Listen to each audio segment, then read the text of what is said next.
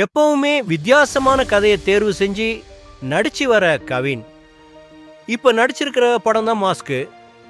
இப்ப சும்மா குப்பை ஸ்டோரி படம்னு நடிச்சு மாஸ் காட்டிட்டு கோடி உருட்டு காட்டுற யங் ஹீரோஸ் மத்தியில தான் நடிக்கிற ஒவ்வொரு படமும் வித்தியாசமான படமா நடிக்கிற கவினுக்கு இந்த மாஸ்க் படம் எப்படி அமைஞ்சிருக்குன்னு பார்க்கலாமா? படத்துல ஹீரோ ஒரு டிடெக்டிவா வராரு. தாங்கிட்ட வாரவங்களோட தேவையை பூர்த்தி செய்யறது மட்டும் இல்லாம யார் தாங்கிட்ட சிக்கிறாங்களோ அவங்களோட பணத்தை மொத்தமா கறந்துடுறாரு. ஏன்னா படத்துல ஹீரோ பணம் மட்டும்தான் இந்த உலகத்தோட முதல் தேவையா பாக்குறாரு. இப்ப கதைக்கு வருவோம். ஆண்ட்ரியா ஒரு சூப்பர் மார்க்கெட்ல பல கோடி பணத்தை பதுக்கி வைக்கிறாங்க. அதை ஒரு கும்பல் கொலை அடிக்குது.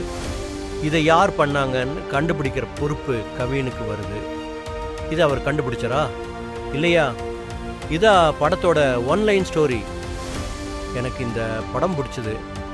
படத்தில் நடித்த எல்லாமே சிறப்பாக நடிச்சிருக்காங்க. குறிப்பாக கவின் ஆண்ட்ரியா எதிர் துருவங்களாக நிற்கிறது. படத்துக்கு செம்ம ஹைப்.